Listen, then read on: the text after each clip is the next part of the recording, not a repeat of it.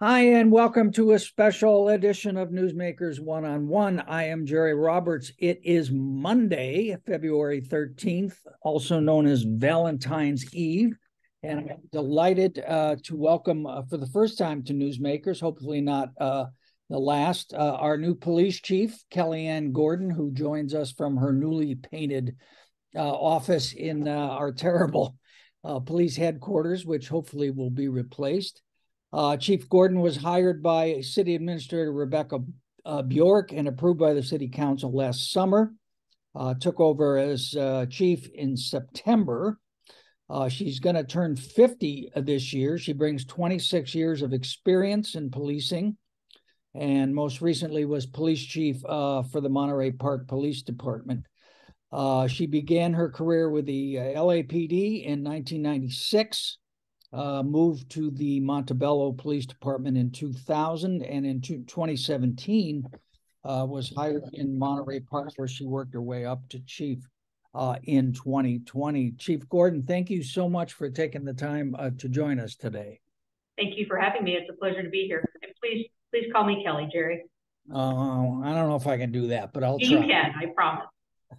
Okay, you were born and raised, or at least, born and raised in Buffalo, New York. It's kind of an obvious question why you came out here, but can you just give us a quick origin story about how you came to California and got into police work? Sure. I grew up in a small town about an hour outside of Buffalo. There was a whole 62 people in my graduating class from high school. And my grandfather lived out here when I was in high school with my aunt and uncle. So we would come visit once a year or once every couple of years. And I fell in love with California and Southern California with the coastline. We did a lot of camping when we would come out with my uncle and my cousins, who are actually more like brothers and sisters. So great opportunity as I was graduating from high school to come, and I went to Cal Poly Pomona. And, once you get here, I'm sure you can compare the cold, snow, and ice that they get there versus, when it's 55 here, we consider that cold. So yeah, especially this year, Buffalo really had a rough winter. All right, so you went to Cal Poly Pomona. Go Broncos, huh? Yeah. I found an old LinkedIn page of yours, which they're telling me you haven't written on for a while, but it said that your degree was in Hotel and Motel Management. Is that correct? That's correct. So growing up, my parents owned a restaurant. And then I worked in the restaurant industry in high school. So that was something I was interested in. But what I've always wanted to do since I was very little was become a police officer. Oh, okay. So it wasn't like an abrupt pivot, though. No, and yeah, my grandfather was a police officer in Tonawanda, but he had already retired. When I have memories, I don't have memories of him being in uniform. And then my godfather was a state trooper, and I was probably 5 when he got me a little state trooper uniform for Halloween, which I still have. And I actually have all of my grandfather's badges, too, that I have displayed on the other wall, which you can't see in my office. And so as I was graduating from college, I decided to actually do what I've always wanted to do and pursued a career in policing. And what is it? What has it been, or what was it about police work that attracted you? What was the magnet for you? For me, it is the opportunity to give back and serve the community and serve those that aren't able to protect themselves. So it's that service to the community and others that really drove me. And what better job when your office is outside and everything is different every day versus a 9 to 5 behind the desk, which when you get to this position is more what you have. But I really enjoyed everything being different every day and the interactions with the community and the opportunity to serve the community. Yeah, it's not 9 to 5. It's a 24-hour job now. I mean, you are constantly available and on call, I imagine, and yes, probably more so in the early months of arriving.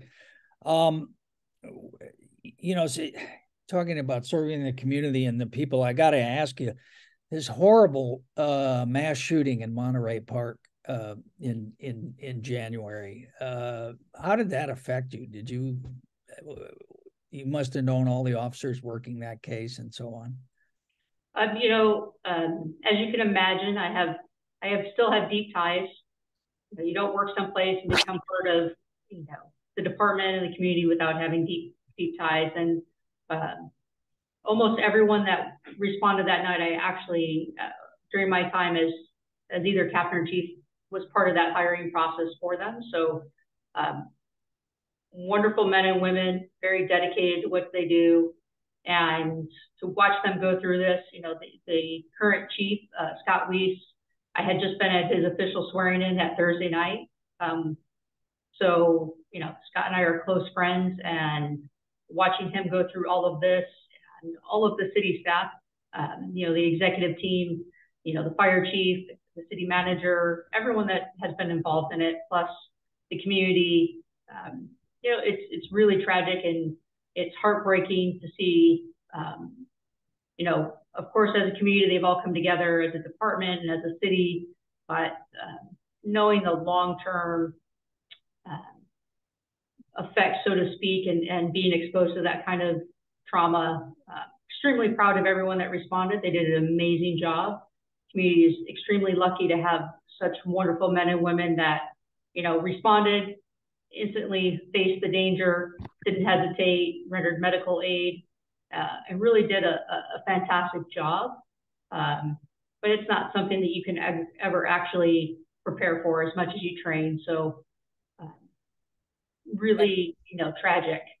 And it sounds like it's not, as you say, something that you easily forget or just kind of say, oh, well, that's in the past. And I mean, that's kind of an angle of mass shootings that doesn't get covered very much. I mean, sort of what's the long-term effect on police officers and first responders and so on.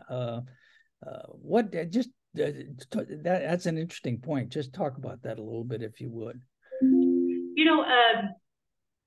There's a certain amount of trauma that goes with all of the response to it. If you can imagine, receiving that kind of call, responding, pulling up and having people running at you, you don't know what's going on, you enter, you're seeing those that are clearly deceased, others that have significant injuries. You don't know at that moment whether, the shooter is still actively there. So you're also then, ready to be engaged if there is a shooter there, and not being able to just necessarily stop and render aid at that moment. A lot of different things while you're trying to work through the confusion. And I think the other part of this is, a large population, in Monterey Park is Mandarin or Cantonese speaking. That dance hall, a lot of them, when we think of dance halls, we don't necessarily equate it. It's very cultural for them. It's something they do for exercise.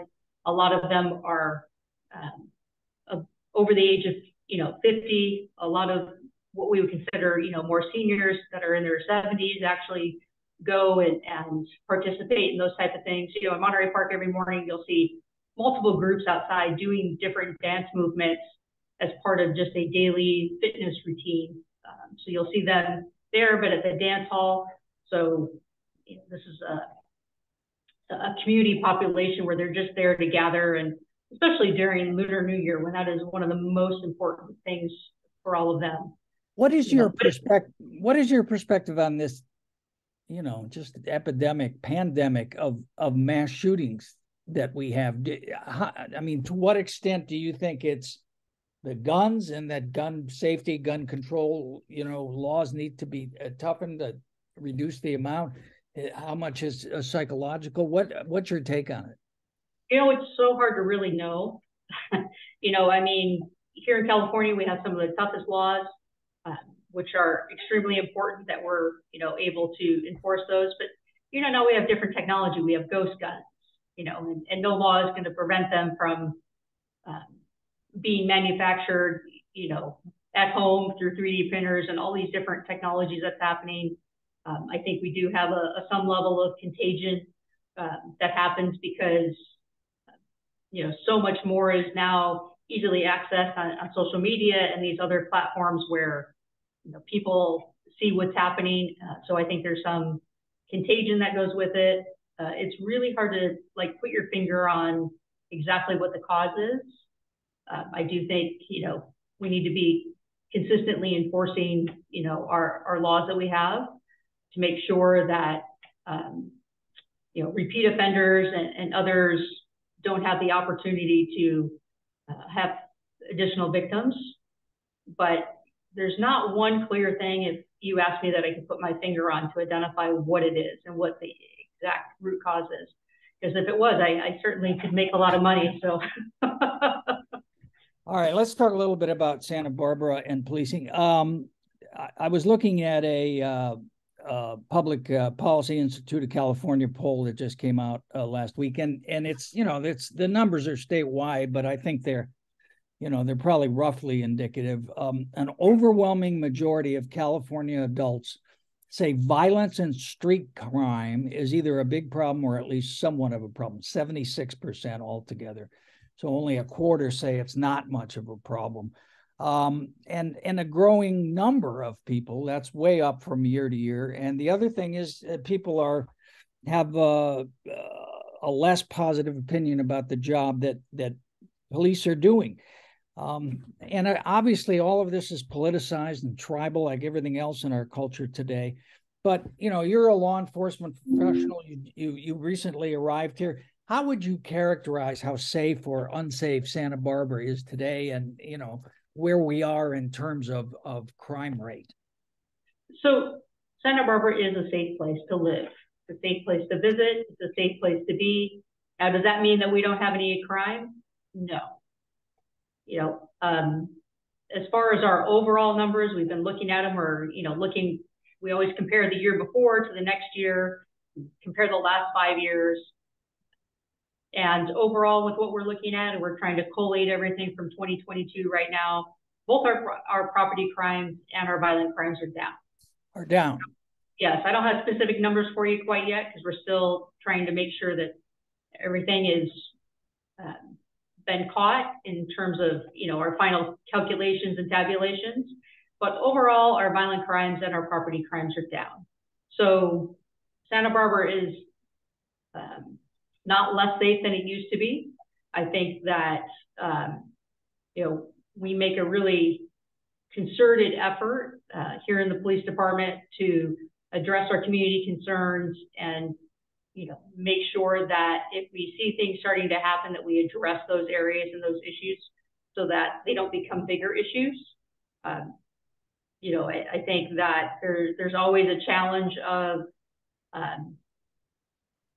as much access now in terms of social media and those type of things and different platforms, where if you see a couple of things happen, if you see a couple of broken windows or those type of things, I think there becomes the perception that we have a huge problem.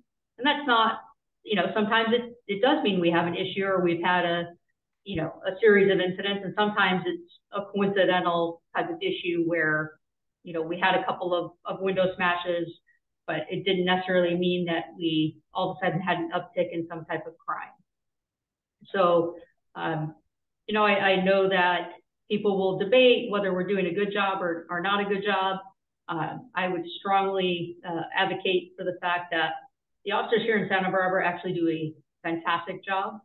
Our clearance rates, which means that we identify and either prosecute a suspect effectively, but we actually close a case, are extremely high in comparison to a lot of other agencies.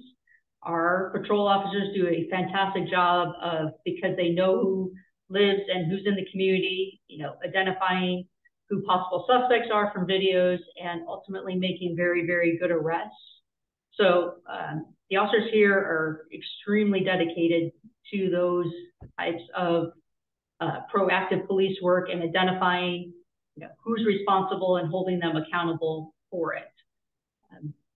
But overall, we do not have an increase in crime. We don't have an increase in property crime or violent crime. And like I said, I know what the national narrative is, but I can tell you, I've worked a couple different places clearly, and the quality of officers that we have, quality of detective work that is done here, quality of work done by our professional staff is outstanding. Yeah. I want to go in the weeds just for 1 minute on crime stats, because it reminds me when I was a publisher, I used to, I would call the circulation department, say, what's our circulation? And the guy would say, what do you want it to be? And it's, crime stats are just something that as a journalist, I mean, we've always struggled with. Are our local stats based on the FBI system of crime stats? Do we have our own? How does that work? So the way in which we report them, in terms of what our overall numbers, it used to be UCR, it's now NIBRS, which is, what we report to the federal government. But aside from the fact that, that system is a federal system, we still calculate, how many burglaries we've had, how many, whether it's residential, whether it's, a commercial, how many vandalisms we've had, how many assaults we've had. So we still, regardless of that federal system, have a pretty good understanding of what's happening. Besides that, we also, have the same group of officers out there working it that know what's happening. And it's not just, looking at our violent crimes or our property crimes. We also have to look at traffic issues, where our traffic collisions are happening. For us, parking and other, more considered what would be more quality of life issues and addressing those. Because, the community, and rightfully so, also wants to address what is right there in front of them every day, which sometimes are the traffic issues around schools or the parking issues in their neighborhoods. It's always not just about, those crime statistics, but it's about what they see in front of them too, and making sure that we're addressing those issues as well. Do we have a gang problem in Santa Barbara? We do not have a gang problem. Yes, we have some gang activity, but we don't have a gang problem here in the city. Sometimes we do have incidents that are, related to a gang, but in terms of do we have a gang problem, we don't have a gang problem here in the city. And is that because there are gangs, but they aren't particularly effective or robust or active, or is it because the police department recognizes where they are and is vigilant and effective in preventing crimes? I think it's a combination. I think that there's a lot of programs out there for the youth in our city, and there can always be more. But giving our youth something. Programs and opportunities for them to spend their time doing, those things and being involved. And, so overall is creating opportunities for them where they weren't necessarily had those opportunities before. So I think, and that can always be improved, but I think there's a really concerted effort to provide our youth with programs and services to help them have a productive growing up, and give them programs and other things where they're not necessarily, falling into those type of things with gangs. So I think that's one portion of it. We try to make sure that we are, aware of whether we see trends or things happening, and we address them. And like I said, I think just overall, the community and our neighborhoods are really aware and have really tried to give our youth other opportunities for them to be involved with, such as PAL or the Boys and Girls Club or all the different programs in the schools. And like I said, I think we can always provide, more programs. There's a lot of programs through Park and Rec. There's a lot of, internship programs and apprenticeship programs and other things that get the youth in our community involved in very positive ways. How about drugs, specifically fentanyl? We've heard a lot about fentanyl epidemic, that there's an increase in fentanyl overdoses, that it's in the schools. What's your assessment of that? There certainly has been an increase in fentanyl. It is certainly a concern, and with our youth and even with those that are not youth. Fentanyl is certainly a real issue and problem. I mean, you have it coming out in different ways. You know, now they have made it colored and they call it, looks like Skittles and different things. And a lot of that is educating parents so they know what to look for, and having programs out there to help parents have resources for their children. And it is certainly something that we have to keep our eye on and really continue to look for different ways to educate parents and to educate, you know, our youth and our students so they understand what the risks are and really do everything we can to prevent that from happening. All right. One of the things that you were responsible for implementing in Monterey Park was something called the Neighborhood Engagement Team. Is that, can you talk about that a little bit and whether that model is applicable to Santa Barbara? We've heard a lot in recent weeks about, oh, well, maybe we should have a substation on the west side or around the east side. Is that what that's about? Or is that more of a kind of a patrol plan? You know, what that is in Monterey Park is it's a multidisciplinary approach to dealing with unhoused and mental health issues, where you're taking a team of officers, a mental health clinician, and a case manager to make sure that whether it's a mental health crisis type of call or calls involving the unhoused, that you're providing resources. Here in Santa Barbara, we already do that to a certain extent. You know, we have a co-response team. The city has a robust, you know, with CityNet and Good Samaritan and, you know, SBAC and all of our different partners where we're, you know, including our community action team on the police department side, all working together to address these issues and make sure that ultimately, you know, looking at the long-term goal of housing the unhoused and making sure that the appropriate resources are provided, which is really what we were trying to do when I was there in Monterey Park. Here it just looks different because there's definitely more community partners here than there were there.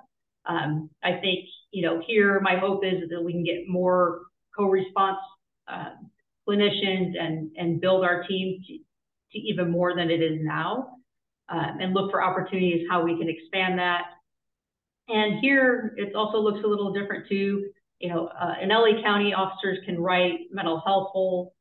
Here in this county, we cannot. So how much we can do that here is also limited because we don't have the same ability to do that here. Which is very strange to me. I still don't understand why it is that our county is different than almost every other county in that regard. And I guess there's there's like a pilot program that's just started that would enable officers to write those holds.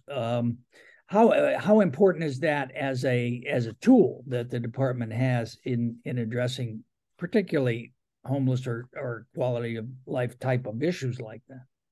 I think it's extremely important.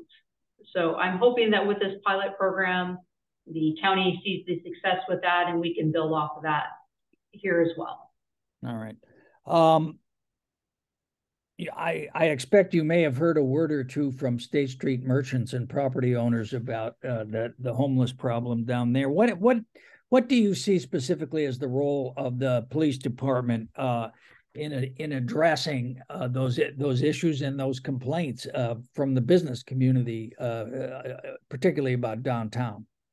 So I've spent quite a bit of time downtown since I've been here, addressing those and seeing firsthand. And, you know, really we're focusing on those unhoused that we know provide some of the biggest challenges. And really all of us working together, including the police department, on trying to make sure they get the appropriate resources and that we're looking towards a long-term solution for them. You know, I understand how the merchants feel. I understand that if someone's having a crisis moment and how that affects their business, you know, and so I understand that, but we also have to make sure that we, you know, are respecting the rights of our unhoused and looking towards long-term solutions and really, you know, looking at this from a bigger picture point of view. For us, we typically would also have the most contact because we're here 24 hours a day, 7 days a week. I'm anxious to see how having the new city net team on the weekend and having expanded services and coverage hopefully will also assist with some of the issues that we see, having them able to hear more often, expanded hours and being able to hopefully, address some of the issues before they become bigger issues. If someone's, really having a crisis moment and they can take them and talk to them and hopefully, de-escalate them and get them some more appropriate resources. So I think, all of us working together as a team is really the most important piece of it. But like I said, our piece is a big piece because we're the ones here 24 hours a day, 7 days a week, addressing the issues. So as you've looked at the policies and procedures and protocols that the department has vis-a-vis dealing with that specific issue and problem, are there changes that you see need to be made, or have you already made changes in any of those policies, procedures, or protocols? We're evaluating all of them. We're looking at all of them as we move forward about how we can be most effective, what some of our opportunities are, looking at how we deploy our resources in terms of staffing to address them. And, overall, we have a very effective approach, but there's always room for improvement. Like I said, one of the biggest things is additional resources, like additional co-response and other things like that, so that we can really be more effective in how we're addressing the issues. But I think there's always room for improvement, and we're always looking at, I always say, you never want to have to reinvent the wheel. You look at what other agencies are doing, how they're most effective, what you can take from other places, even, taking from what we established in terms of co-response in Monterey Park and how we can, like I said, I'm anxious to see how things go with this pilot program because I think there's a lot of opportunity if we can get there. All right. As you know, we have revamped the Fire and Police Commission recently to give it a somewhat a role in civilian oversight of the department. Talk a little bit about use of force and, to the extent you see it is an issue, not an issue in Santa Barbara. And also, I should know this, but I don't, but do all officers have body cams now? So I'll start with the easy question, which is yes, all officers have body cams now. And a lot of even our professional now staff that interact with the public also have body cams. So we're trying to expand that as well. In terms of use of force, our level that we use in terms of use of force is very low. Most of our use of force is what we would call a control hold, or take someone to the ground in order to control them so that we can appropriately, place handcuffs on them. But we use an overall very low level of force here. We don't have an extremely high number of uses of force. In terms of, we investigate all uses of force. We're making some procedural changes just about how we document that. But, we'll be giving quarterly reports to the Fire and Police Commission. We'll be given a yearly report on exactly what, all of those uses of force look like in terms of, the numbers and how they break down. But I can tell you, we're definitely not heavy-handed. I can tell you that our officers really do a fantastic job of de-escalating most incidents. Overall, very, very patient. Overall, really take an extra amount of time to try to talk through a situation versus resorting to any type of force whatsoever. I interviewed former interim Chief Barney Malekian shortly before he left, and he talked at length about what a problem hiring, retention was, as well as the force being down somewhat. What is your early observation about that? How I won't ask you exactly how many were down, but how seriously are we down in officers? And given all of the things, housing and, the way officers are treated and looked at, so often in the wake of George Floyd and so on, what do we do about hiring and retention? So we definitely have hiring and retention challenges for all the reasons that you just mentioned. We do have the Santa Barbara factor where it is the cost of living is significantly more here. The trying to find housing, not just the cost, but trying to find housing. I experienced that myself, trying to find a home to rent in coming here.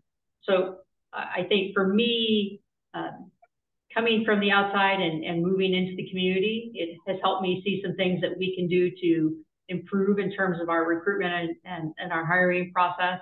We're currently looking at our hiring process. In order to be able to hire you, up front, have to put more resources into hiring. So we're figuring out how to redistribute our resources so that we can really to do that, and work with partners such as the City College and other places that we can, partner with, looking at some internship programs, looking at how we can do, a class to introduce people to dispatching and a lot of other things to try to expand our reach. We need to do things like a new recruitment video. What someone coming into the police department now is looking for is very different than what myself or others looked when we came in. We were one of, probably 2,000 that applied, and now they're one of 30 that's applying per time. And, the new generation, they're looking for a culture within the department that they can grow. They really want to see how you're engaged with the community. It's versus, when I came on, the recruiting videos were all about, SWAT and K9 and different functions. Times have changed, and now, and to their credit, our newer generation of officers is, they're looking for opportunities and how we do better, with the unhoused and how we interact with the community and what our community programs look like. So we need to adapt our recruitment materials and I think the one thing that we have going for us here is that once they come in and do a ride along and get to see the environment and the culture that we have here, that's usually where we get them. Then they're like, yes, this is someplace I really want to work. I've been meeting one-on-one with all my officers and my professional staff, and I asked everyone, why did you end up in Santa Barbara? So taking that information and now capitalizing on that within our recruitment process, and especially the officers that we've hired the past few years, why are you here? What keeps you here? Is important information for us as we, really develop a better recruitment strategy. Yeah, that's interesting. You're talking to all the officers. You have a master's degree in leadership from St. Mary's College up in the Bay Area. Go Gales. How would you characterize your leadership style? Is it hierarchical, top down, consensus oriented, reactive? Well, how would you describe it? It's really important, for me, being new to the organization, I have to build trust with my team, and my team has to trust me. They have to get to know me as a person, not just as, a chief. The same thing with them. I want to know about who they are. I ask all of the officers 5 questions. Why are you in policing? Why are you here in Santa Barbara? What's one thing you think we can improve on? What's one thing that you think we're doing well? And where do you see yourself in 5 years? So it's all about investing in our folks.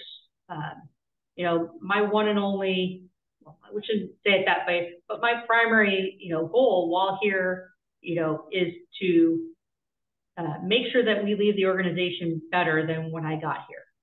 It's always looking to grow and improve, but really invest in our people.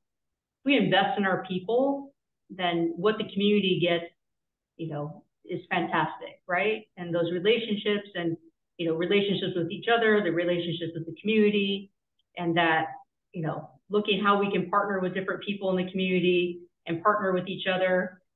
I can always, say, you can ask me, I'm always open to feedback and input. I certainly don't claim to know everything there is to know. I think when you get to that point, then that's a problem, because we always have something to learn and grow from. I learn something new every day. And a lot of that is from, my folks. They have a lot to offer and a lot to say, and you have to be open to new ideas and new things, and be willing to take old problems and look at them from a new perspective, and through a different lens is extremely important. So for me, it's not hierarchical. I'm very invested in my people. It's that servant leadership approach to it. Yes, ultimately, when things go well, all the credit goes to the team. When things don't go well, buck stops here, and that's the way it should be. But it's really about making sure that we're investing in our people, giving them the tools they need, the training that they need to become successful and to get where they want to be. How does our pay range and benefits compare to other communities of similar size? I think there's still some room for growth. I think